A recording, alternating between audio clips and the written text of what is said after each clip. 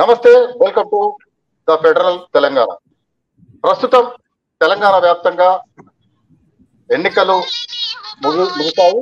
భారతదేశ వ్యాప్తంగా దాదాపుగా 543 పార్లమెంట్ నియోజకవర్గాలు 7 దశల్లో పోలింగ్ ముగిసింది.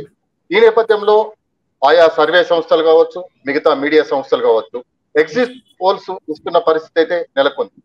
సో ప్రస్తుతం దేశవ్యాప్తంగా పరిస్థితి ఏ విధంగా ఉంది, తెలంగాణ, ఆంధ్రప్రదేశ్ ఈ 2 రాష్ట్రాలలో పరిస్థితులు ఏ విధంగా ఉన్నాయి, దీనిపై మాట్లాడేందుకు మనతో పాటు ఉన్నారు ప్రొఫెసర్ కూరపాటి వెంకటనారాయణ గారు ఉన్నారు. దాంతో పాటు సీనియర్ జర్నలిస్టులు జింకా నాగరాజు గారు, అమరయ్య గారు ఉన్నారు. మరికొద్దిసేపట్లో సెంట్రల్ యూనివర్సిటీ ప్రొఫెసర్ వెంకటేష్ గారు కూడా మనతో పాటు జాయిన్ అవుతారు.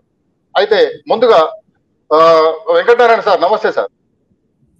నమస్తే. నమస్తే సంపత్ గారు. సార్, అంటే ఇప్పుడున్న పరిస్థితులలో చూస్తే దేశవ్యాప్తంగా మీరు పరిశీలించిన దాన్ని బట్టి ఏ విధంగా ఉండబోతుంది? అంటే ఒకవైపు ఇండియా కూటమి, ఒకవైపు మరోవైపు ఇండియా కూటమి, ఈ రెండింటి మధ్యలో పరిస్థితులు ఎలా ఉండబోతున్నాయి? అంటే జనరల్ గా మనం ఈ వివిధ ప్రచార మాధ్యమాల ద్వారా, ముఖ్యంగా press, print and electronic media ద్వారా, లేక మాకున్నటువంటి ఇతర సమాచార వ్యవస్థల ద్వారా తెలుసుకున్న విషయాన్ని ప్రకారము ఇవాళ దేశంలో జరిగినటువంటి సాధారణ ఎన్నికలు, పార్లమెంటు, లోక్సభకు జరిగిన ఎన్నికలు అంత అసాధారణమైన పరిస్థితుల్లో జరిగినాయి. మోడీ 2014లో ఆయన అభ్యర్థిత్వాన్ని ప్రకటించిన తర్వాత ఆయన చెప్పిన విషయాలు, భారతీయ జనతా పార్టీ అనేక హామీలు ప్రజలకు ఇవ్వడం జరిగింది. ఒకటి, అంతకుముందు ఉన్న కాంగ్రెస్ ప్రభుత్వం అవినీతిని బాగా పెంచిపోసింది, మేము అవినీతిని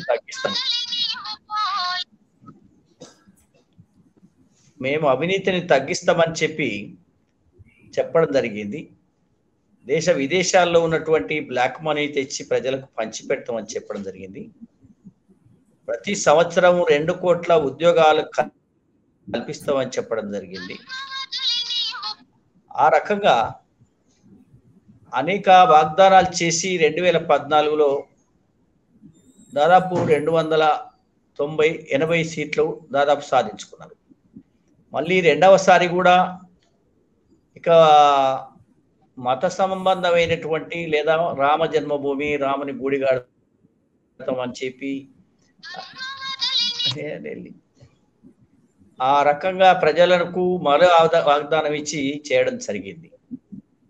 ఇప్పుడు 10 సంవత్సరాలు పూర్తి చేసుకున్న తర్వాత మోడీ గారు అదే ఒక ఆర్థికేతర అంశాలను ముందు పెట్టి, మతము లేదా పాకిస్తాన్ ఇష్యూస్, చైనా ఇష్యూస్, భారతదేశం బాగా విశ్వగురు అయిపోయిందని, తాను విశ్వానికే తాను ఒక నాయకుడు అవుతానని, లేదా భారతదేశాన్ని రక్షించేది తామేననేటువంటి ఒక నినాదం పట్టుకుని వచ్చింది.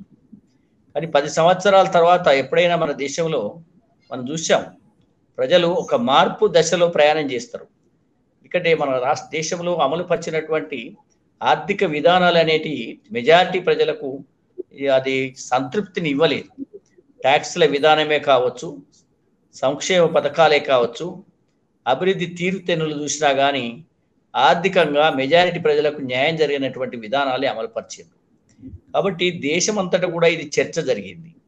రాహుల్ గాంధీ గారి నాయకత్వంలో, అదేవిధంగా ఖర్గే గారి నాయకత్వంలో అనేక ఇండియా బ్లాక్ సంబంధించినటువంటి అనేక మంది ముఖ్యమంత్రులు, నాయకులంతా కూడా, ఈవెన్ సివిల్ సొసైటీలో ఉన్నటువంటి ముఖ్యులంతా కూడా మోడీ గారి యొక్క ఆర్థిక విధానాలు, అదేవిధంగా సమాజంలో ఒక పోలరైజేషన్ తీసుకొచ్చే విధంగా మాట్లాడే విధానాల మీద బాగా చర్చ జరిగింది.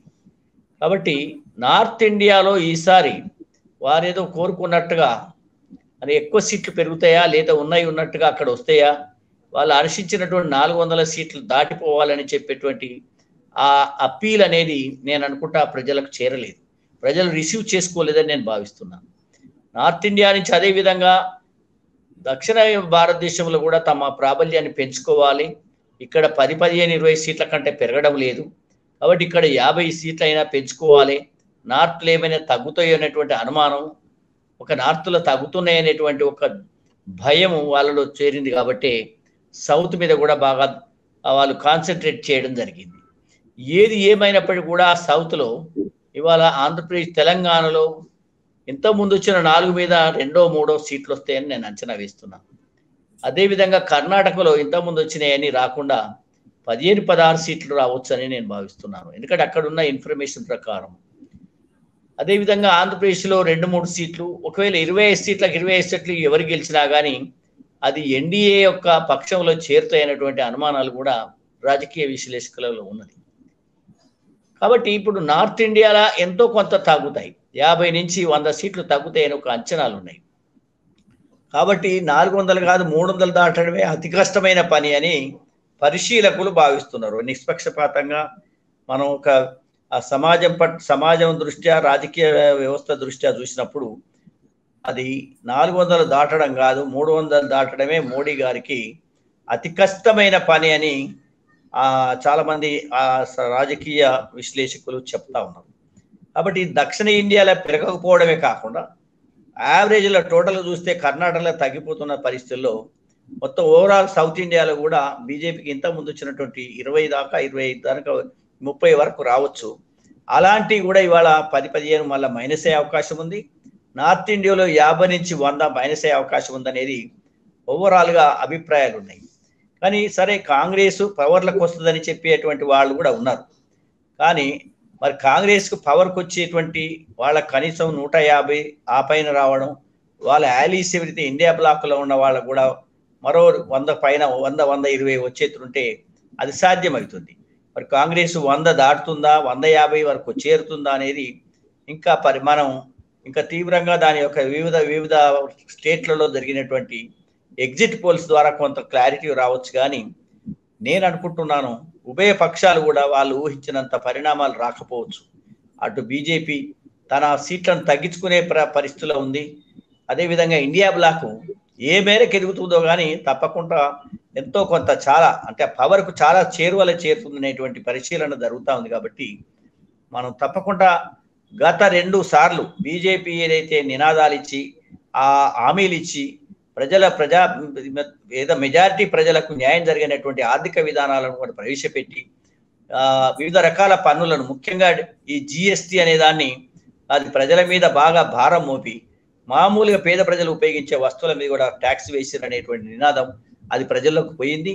ఇన్కమ్ ట్యాక్స్ కానీ, కార్పొరేట్ ట్యాక్స్లు కానీ చూస్తే ధనవంతులకు అనుకూలమైన ట్యాక్స్ విధానం, అదేవిధంగా పేద వర్గాల మీద అత్యధిక భారం మోపినటువంటి విధానాన్ని మనం ఈ 10 సంవత్సరాలు చూసినాం. కాబట్టి ప్రజల్లో అది అసంతృప్తి ఉన్నది. ధరలు విపరీతంగా పెరిగిపోయినాయి. సాధారణ వ్యక్తి కింద ఒక 5 గ్రాముల బంగారం ఉన్నాయంటే ఇవాళ 50,000 కావాల్సిన పరిస్థితి ఏర్పడ్డది. ధరలు కూడా విపరీతంగా పెరిగిపోయినాయి. కాబట్టి ఈ అన్ని సమస్యలను పరిశీలించినప్పుడు ప్రజలు తప్పకుండా సెట్ బ్యాక్, రూలింగ్ పార్టీకి ఒక సెట్ బ్యాక్ ఉంటుందని, అపోజిషన్ పార్టీకి ఊతమిస్తారనేటువంటి ఒక ఊహాగానము రాజకీయ విశ్లేషకులు చాలా వరకు చెప్పిన విషయాలు మనం ఇవాళ చర్చించుకోవాల్సిన అవసరం ఉన్నది. ఆ డైరెక్షన్లో ఎగ్జిట్ పోల్సే కావచ్చు, రేపు 2, 3, 4వ తారీఖు నాడు వచ్చే రిజల్ట్స్ కూడా కొంత మార్పు చెక్ పెట్టేటువంటి, అంటే ఒక ఆధిపత్యం, నిరంకుశత్వం, ప్రజాస్వామ్య వ్యవస్థలను నిర్వీర్యం చేసే వాటికి సమాధానం చెప్పే స్థితిలో ఇవాళ ఈ ఓటింగ్ ప్యాటర్న్ ఉంటుందని అంచనాలు ఉన్నాయి. బహుశా అది నిజం కావచ్చు అని నేను భావిస్తా ఉన్నాను.